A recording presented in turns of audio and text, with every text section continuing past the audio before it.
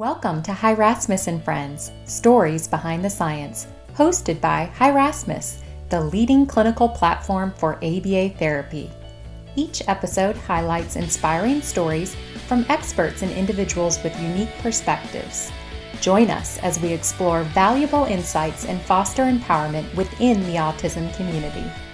Hello, and welcome back to Hi Rasmus and Friends. I'm your host, Amy Cook, and I'm so excited to introduce today's guest, Morgan van Diepen, BCBA and co-founder of ABA Visualized. So Morgan, thank you so much for being here today. How's it going? Good. I'm so excited to have this conversation with you. Thank you for the invitation. Yes, well, we're excited to have you on Hi Rasmus and Friends. And for those of you that may not know, can you go ahead and share a little bit about yourself and your background in ABA? Yeah, we were just chatting before pressing record about, you said you've been in the field for over 20 years, and it's crazy. I think I have as well because I've always been in this space. But ABA Visualize started in 2019 when we published our first book, our ABA Visualize guidebook. But I have definitely, over the years worked in so many different settings with so many different types of communities. But ABA Visualize has been going on since 2019, and it's me and my husband's both full-time jobs, so we are all in it every day. That's awesome. Well, I always like to hear, especially when people have been in the field longer, how they Yeah. first heard about ABA. Now it's a little bit more common, but what first drew you to the field of ABA? Yeah, of course, I didn't know what the field was when I was just kind of already starting, working and just enjoying being around the neurodivergent population. When I was in elementary school, there was a boy with autism in my classroom, in my general education classroom, and he did kind of get a little bit bullied or just outcast. And I really thought that he was so cool. I thought like the way that he thought, the way that he was like sharing what he was thinking about the way that the teacher was teaching. And I just found it so interesting how, a brain can work differently. And I really saw like the beauty in it from a very young age. And so I think my parents helped kind of enable me to go down that path because then I started doing volunteer work with different organizations locally. I worked a lot with the Miracle League of the Triangle. I'm from North Carolina. It's a baseball league for Oh, kids with disabilities. that's And awesome. so even from a young age, just being around this population and yeah, and seeing the beauty in people being different than you. So that kind of just led through getting, I went down the field of psychology. So I Okay. didn't know about the field of ABA until I was in my bachelor's degree for psychology. I did a course on behavioral psychology, and that was the first time I even knew about the field. So I knew I wanted to work in this field without actually knowing what the field was. And then I was really working. I had it was a one-on-one with two different clients throughout college, and it was so different then. The field was so different.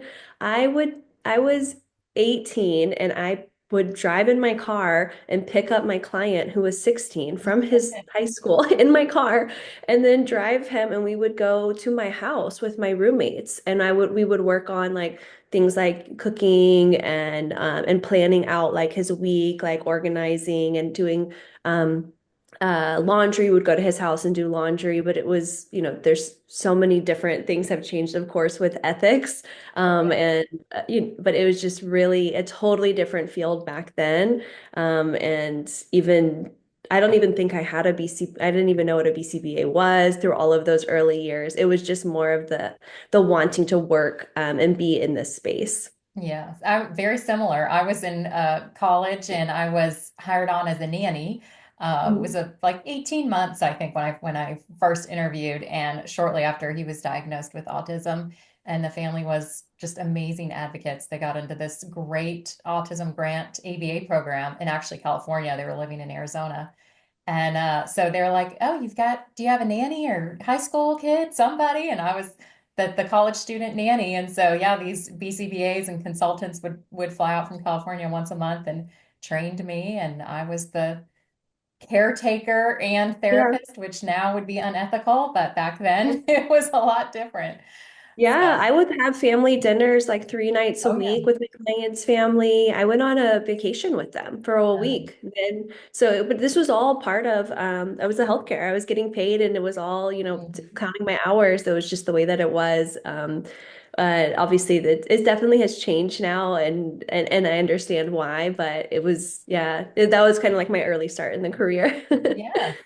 So after you got your bachelor's, what was Yeah. your first job? Or did you go straight into your master's program to become a BCBA, or what did that look like? No, yeah, I knew at that point that I wanted to go for BCBA. I had like found out that that exists, but I did continue to kind of just work in the field, and at that point I did some traveling, and that's actually where I met my husband. He's Dutch, and I was living in Italy when I met him, and then from there we were kind of back and forth, and I was still working in the field of ABA, but it wasn't until we I lived abroad with him in Amsterdam, where he's from. Then I did my online master's, and through working when I was working abroad, that's when I started really working with so many different communities and families from different cultures, and really seeing the differences in parent training. And that is really what sparked kind of the first initial inspiration behind, ABA Visualize is all about like the approachables and through visuals, but it's always been with like the parent in mind. And so working with those different like expat communities abroad really sparked my interest in getting to know about how different families want to be supported and realizing I needed to change my approach based on different families, not just based on the client's needs. That is super cool. We just recently actually recorded an episode on like ABA across the globe and had Yeah, I saw BCBAs that. from all over. So I didn't Yeah, it's realize really different. that you had, so were you doing ABA therapy? Like, were you doing in home, or what were you doing when you were in Italy and I don't know where all you just mentioned? Yeah, so in Amsterdam, that's where I did my BCBA Amsterdam. supervision hours with a Cool. BCBA who was there and who's Dutch. And but I did mostly Okay. parent training, and then we were really trying to get ABA in schools. And I was actually very surprised. I don't know if this came up in your last conversation, but when people think of the Netherlands, it's like Sweden and Germany is, there's a lot of really great social programs. And you think, compared to the US, they're probably very ahead in the way that they support diverse populations. But actually, when I was living there, there was a lot of pushback around having like ABA in school. And there was a lot more like segregation between neurotypical and neurodivergent students, more so than in the US. So that was surprising to me. It was really difficult to have services happening in school like they were happening here at that time. And yeah, so it was mostly parent training in homes, and yeah, with lots of different communities. And then I think it helped because I was also an expat there as well. So Mhm. even though, we're both speaking English, but we're both in a community in an area that was like not our original home. And so I think that that kind of helped with the rapport right away with the families. Awesome. Okay. Well, I want to kind of talk about the story behind ABA Visualize, but before I start asking you questions, I thought it might be interesting to kind of talk about how I was first, when Yeah. I first heard about it. So, it must have been early on when your first book came out, because I was still working, in the public schools at the time. But I definitely, had a copy of your book and would use it. And then it was funny, my career, I've switched from clinics to schools all over. But then more recently, I was a clinical director at a center based, and I had a little bookshelf of resources that BCBAs could use. And your books were always gone. And so they were like, can you order more? Can you Compliment. order more? So we I had to love have multiple copies because they were just so popular, and it really resonated with our parent training. That's where our BCBAs tended to use them quite a bit. They were very helpful and very different. Like I said, I have had all these books and resources from over the years, and nothing quite looks like ABA visualized. So it's definitely had a big impact on the field. Can you kind of take us back to the beginning and talk about what inspired you to create the first resource, I guess, or the first book? Yeah. Yeah, well, thank you so much. It's such a huge compliment to me when someone shows me like I have my book and it's like all dirty or like sticky notes all in it. And I'm like, yes, that's what it's meant to be, is like the book in your bag that you bring and you use it every day.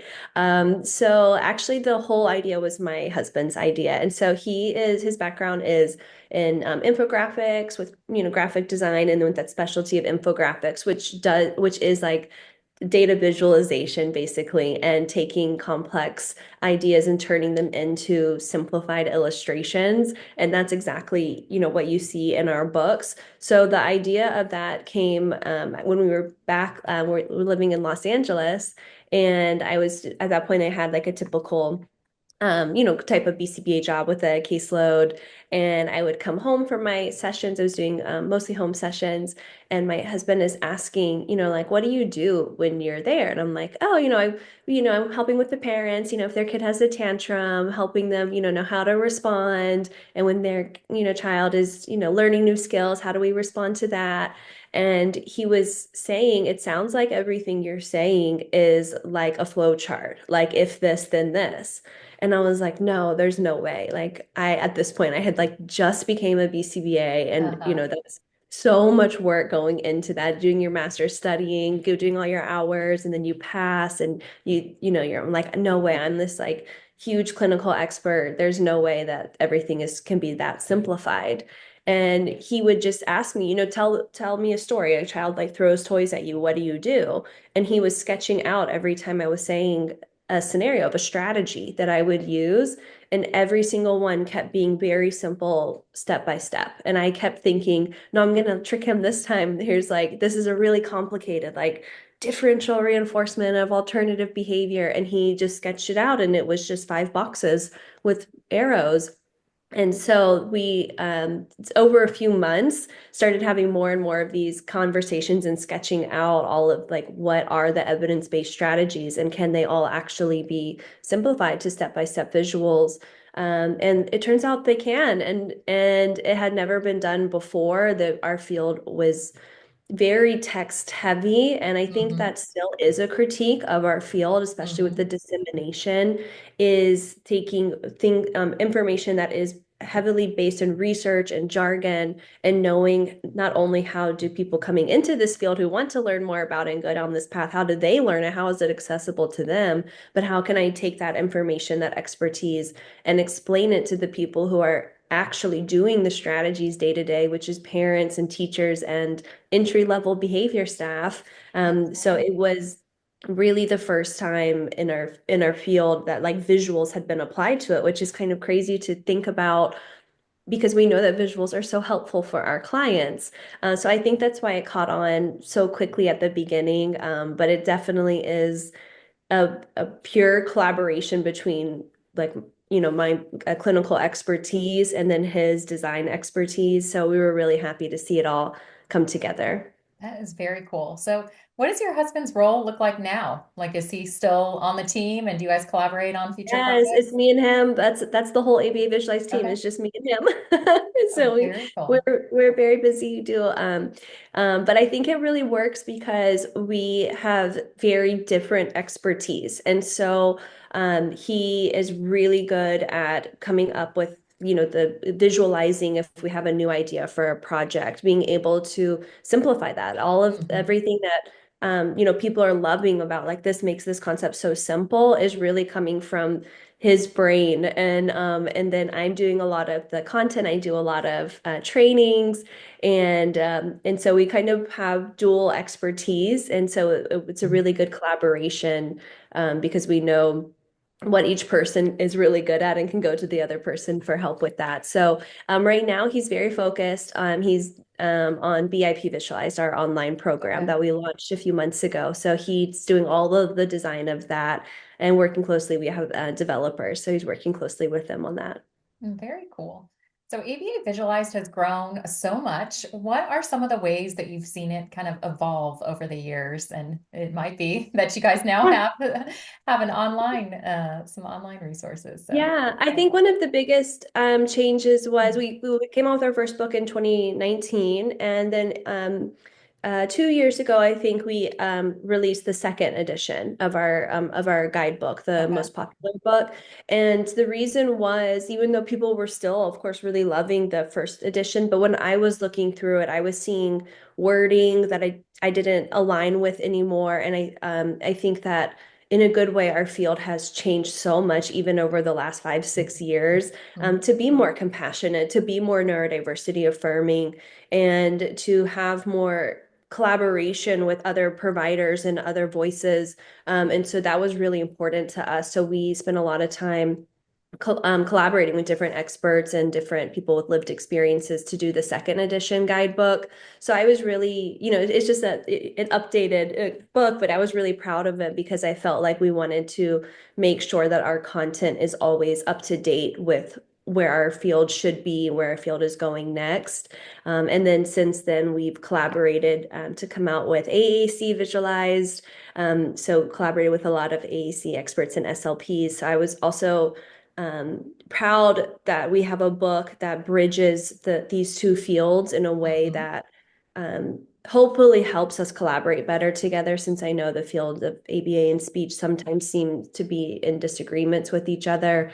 So that book I was really proud as well for that one to come out. But the biggest change, yeah, is a few months ago we launched an online program, BIP Visualize, where Awesome. you can have all of our visual strategies. Everything is on there as resources to help you lead parent trainings, lead staff trainings, but you can also drag and drop our visual strategies to build visual behavior plans, visual BIPs. So we're hoping to give people the tools to be able to like upgrade their text-based behavior plans with something that is more visual, that's going to be more approachable to parents, teachers, and those early staff.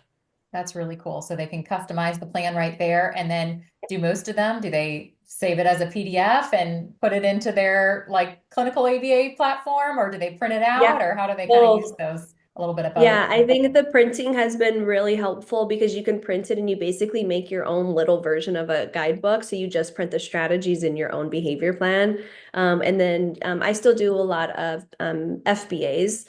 So I do Mhm. consults, even though I don't have my current caseload. I work with LAUSD, the school district here, and I do FBAs for them. And so I'm always giving these little like printed behavior books to the teachers and to the parents, and they're loving them because they're saying like, okay, I actually know what to do when I leave this meeting. It's not just somebody handing me 5 pages of text. Accommodations and Yeah, and yeah. now I like have this in the classroom and I can actually look through and know what to do in the moment.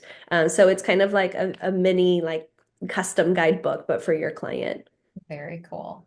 Okay, well, let's talk about some of the challenges. So, what have been some of the biggest challenges that you faced creating and expanding ABA Visualized? Time. I Time. have it's so many, we have so many ideas, so many projects that we're like working on. And I get really excited about new collaborations. I see, I definitely try to follow what other leaders in our field are doing and, reach out to them. Oh, we could collaborate. I'm working right now with Courtney Tarbox on Oh, cool. visualizing her kind extinction procedure. We just did a collaboration with the creators of the MODIS, the new assessment. So Uh-huh. um, I definitely feel so excited and inspired by where our field is going, and wanting to help contribute to that, help visualize things to make it more accessible to everyone in our field. So time is always the biggest challenge for us. But I think what really helps is anytime we have like a new idea for a new project, we always think back to what our mission has been from day one, which is making behavior expertise more approachable. And Hmm. so sometimes we get asked, and we're doing that with parents and teachers in mind specifically, like what does this really look like in real life? And so sometimes we get asked about creating content for like study materials, but that doesn't really align with exact like the impact that we are trying to make in the field. And there's other great companies making Yes. great study materials, but for us, we want to just meet the immediate priorities of parents and teachers by helping the behavior experts give them the tools to do that. I love that. Staying true to your mission. I think that's what Yes, you that see helps me companies stay clear. really succeed when they're got that values-based system and they're not going to just go where, wherever, whatever comes up. So very cool. Yeah.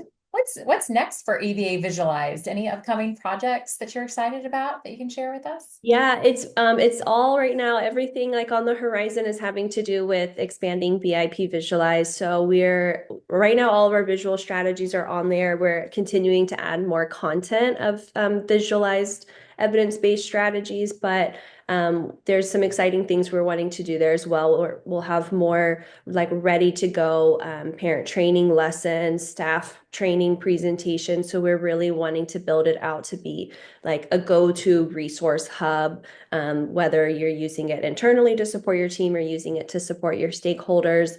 So more and more content from there. We have some like videos that we'll be adding there as well, like approachable step-by-step videos.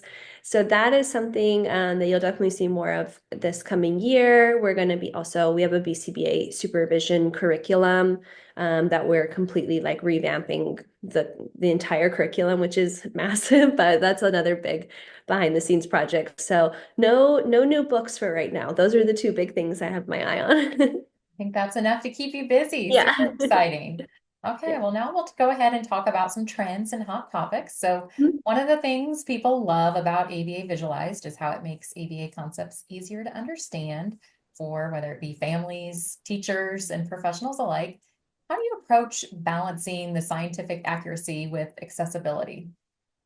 I definitely weigh accessibility way more. So I stay true. Everything that we're recommending in our books is evidence-based, but for example, when I do parent training, and our parent training materials that you see on BIP Visualize, there's no lessons on teaching parents the four functions of behavior. So I know what the four functions are, but I don't see the need to teach a parent these. Parents aren't coming to us saying like, I want to be an RBT. They're Mm-hmm. saying, Good points. my child won't turn off the iPad when it's bedtime. So then I know, okay, based on that, that's escape or access, a combination of the transition is a function of escape and access often, but I don't need them to know that. I just need them to know when it's bedtime, here are strategies to use. So in our parent coaching lessons that we're developing, they're all based on parent need. So things like an approachable guide to transitions, an approachable guide to sharing toys,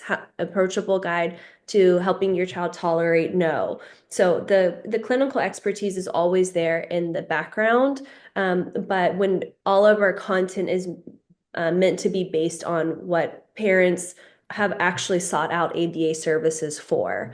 And Mm-hmm. so that is always the driving piece. It's not necessarily about educating even our audience on technical ABA concepts, but more how to relate to like what actually matters, what is actually important in our role. And that had like the accessibility piece is so much more important to me.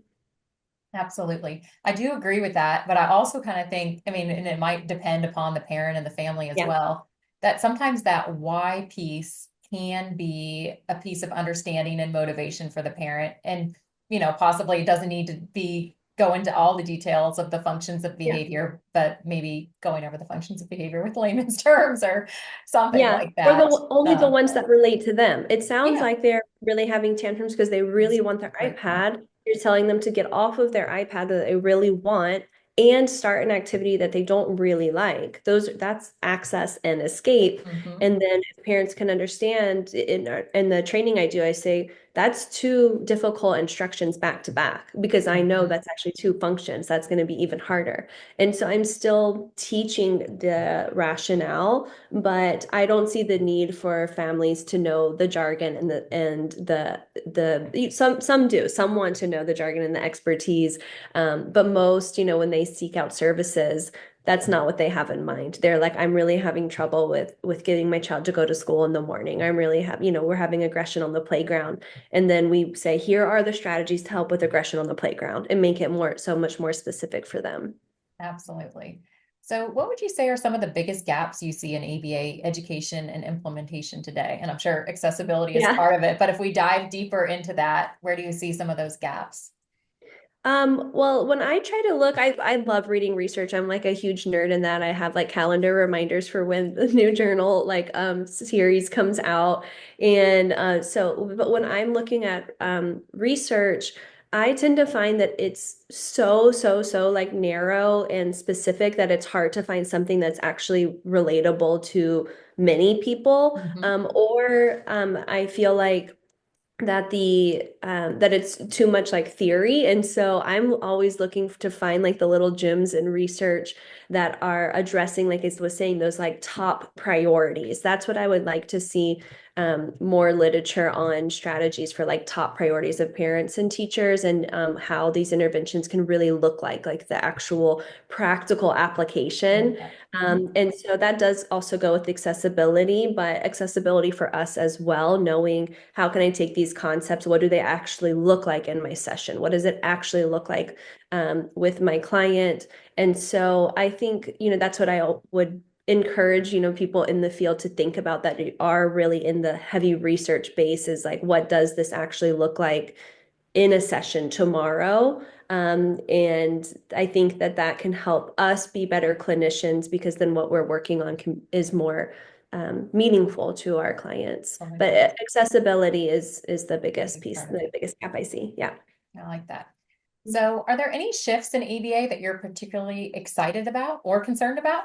Oh, I'm excited. I am Yes. excited about our whole field going way more specific on like the compassionate care approach, Absolutely. trauma-informed care. Especially see like the newest generation of BCBAs being especially passionate about this, which makes me really excited, because those, those are like the people who are just now coming and become and starting in the field and have all this like energy and excitement and love of our field. And I love that they are already informed on these practices that, a lot of like the autistic community has spoken out Mhm. against. And I feel like we're kind of addressing it head on in a positive way. So that makes me very excited. There's a lot of good work coming out in that direction in articles and strategies. And I see a lot of small like BCBA owned companies that are putting their values like really front and center. And I see this shift of quality over quantity happening. So that makes me really happy to see. Absolutely. I would agree. I would say over the last just, 4 and 5 years, it seems like I've witnessed more change now Yeah, than I had, at the beginning of my career, for quite a bit. So it's exciting times. absolutely. Yeah, it feels like it's happening fast. It was needed. Mhm. And so I'm really happy that it's just part of the normal conversation now in our field. Mhm. So we can't let you go without addressing a bit of a controversy that you recently sparked on Instagram. And so for those of you that may have missed it, I believe you posted that PEX is out and AAC is in for 2025. Did I get that right? Yes. Yeah, Okay. And can you expand on I that a little definitely got bit? some heat. So yes. Okay. So yes, I will expand. So I in collaborating to create our book AAC Visualized, I personally learned so many new things from the field of SL, like from the speech language field, about how we're approaching communication, and it really opened my eyes. I had a lot of light bulb moments to thinking about how we are supporting the like nonverbal, nonvocal community, and that got me really, really passionate about AAC devices, and also just learning more strategies for teaching communication. And over, that we come out with that book, I think 2 years ago. So I've only become more and more educated in this space. But what I'm seeing so often is our field, to me, seems like stuck in the past with using text binders as just like the go-to, as like I have a nonverbal client, I'm going to introduce PECs. And so I didn't even know that clients, if they're nonverbal, you should be getting an AAC assessment. Now I'm always advocating for families when they're coming to us, oftentimes we do have really good rapport with parents and they're coming to us, with concerns, with questions, and being able to advocate and say they should be getting an AAC assessment. So an actual expert in communication can guide the correct system for that particular person. And so I am I didn't want to say, that any type of communication is like we should never ever use it, but it's more of like the idea that maybe we can like I wanted to like shake up people's like maybe a little bit rigid thinking of like nonverbal equals PECs, and that's just the way I've always done it. I have been trained in PECs. I've done PECs with so many different clients, and for me, the biggest way to think about this is if you think about a person who has mastered PECs, they finished this, you did the 6 phases, then what they can communicate is I want goldfish. I want slime. I see playground. I feel happy. And that is the extent of the communication.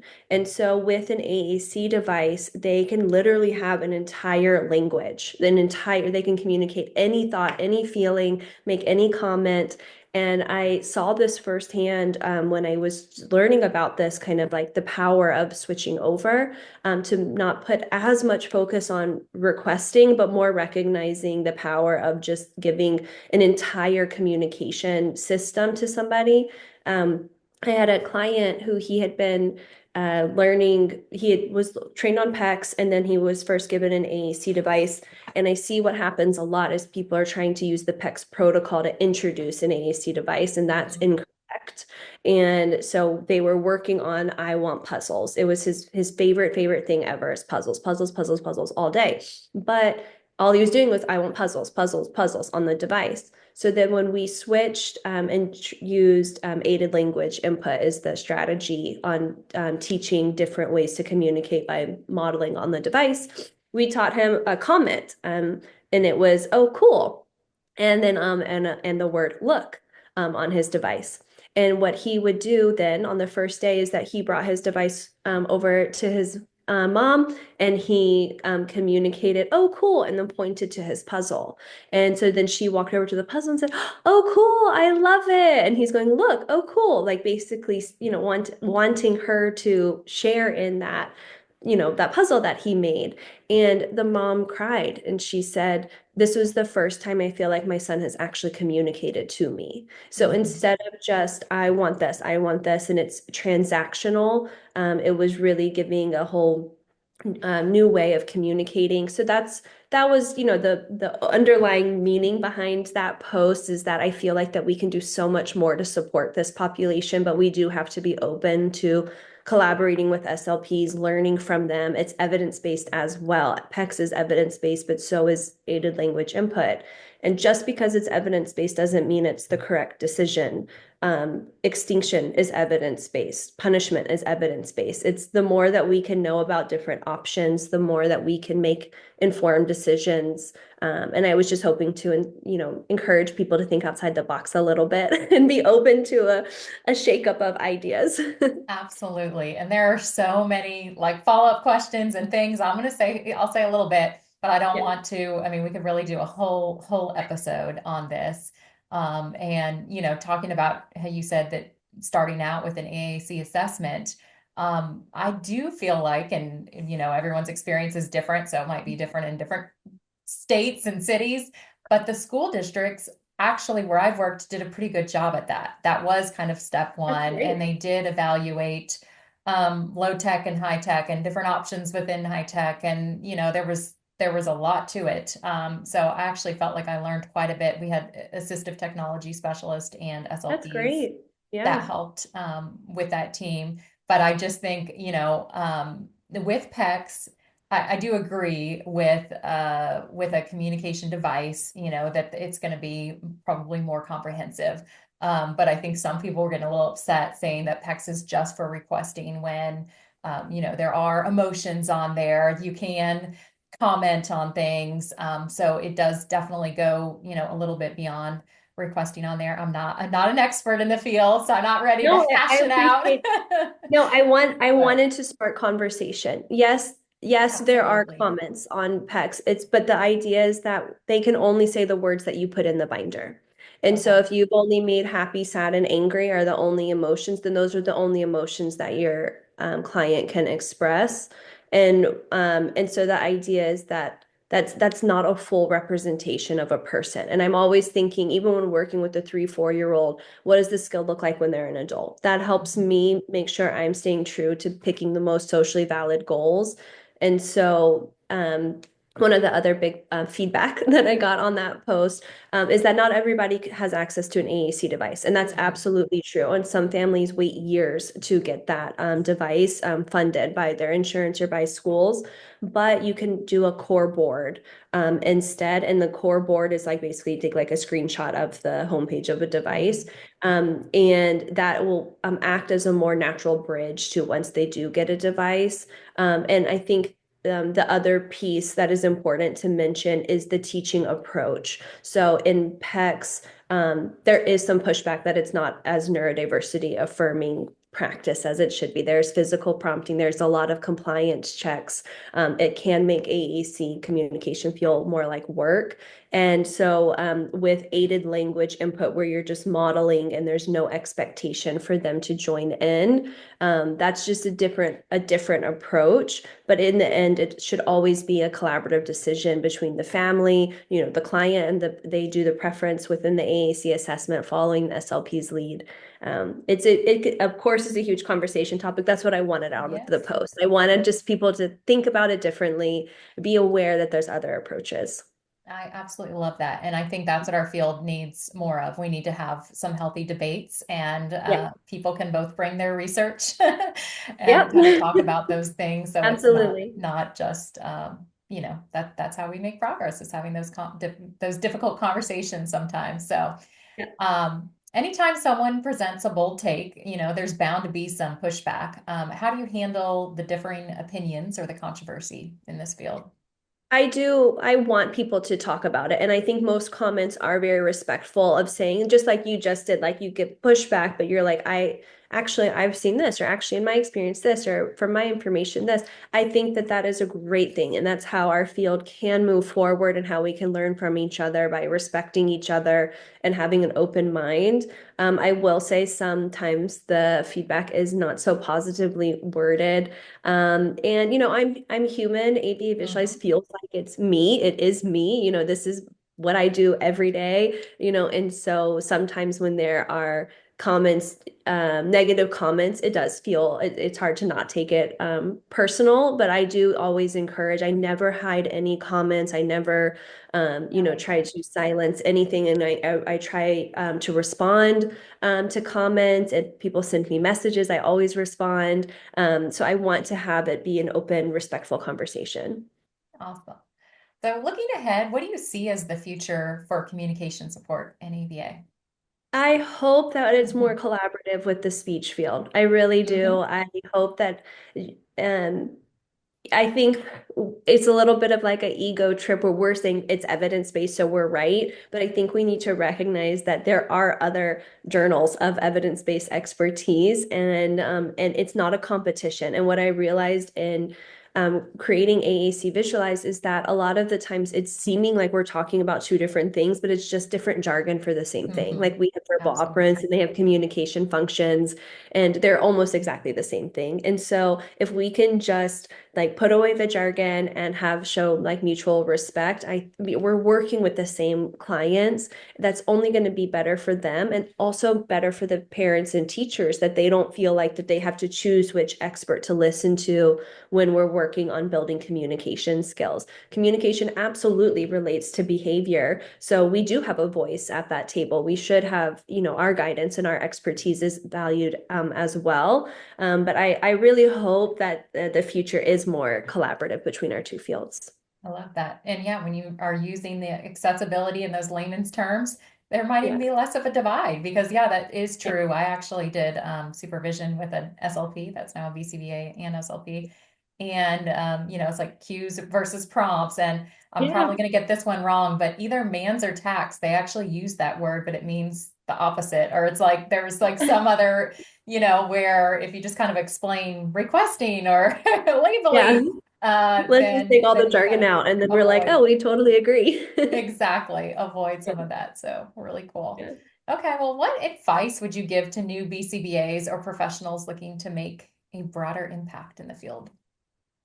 I think to find your niche, find the area that you feel you're really passionate about, whether that is staff training, whether that's parent training, whether it's research, what is something that part of the field that feels the most inspiring to you? Because I think when we're studying for the exam, you're kind of just learning like as much about everything as possible. But I think to really like find your ground in the field and to battle not having burnout, you need to find the part of it that really inspires you and makes you feel excited every day. And so something even early on in the field, starting to think what part of my job am I really liking the most, and how can I do more of that, and advocate for that. If you think I really want to learn more how to do trainings, ask your team, ask your supervisor. I would love to like put on a monthly training for my colleagues. And I think finding that area and finding more opportunities to expand and grow in it. I think it's important to have a continual love of our field and of your job. Otherwise, it can be we know that there's a lot of burnout in our field. So I think that is something to just be Absolutely. paying attention to. Is like, what is the most exciting part of the job to you? Reminding you why you got in this field in the first place. Very cool.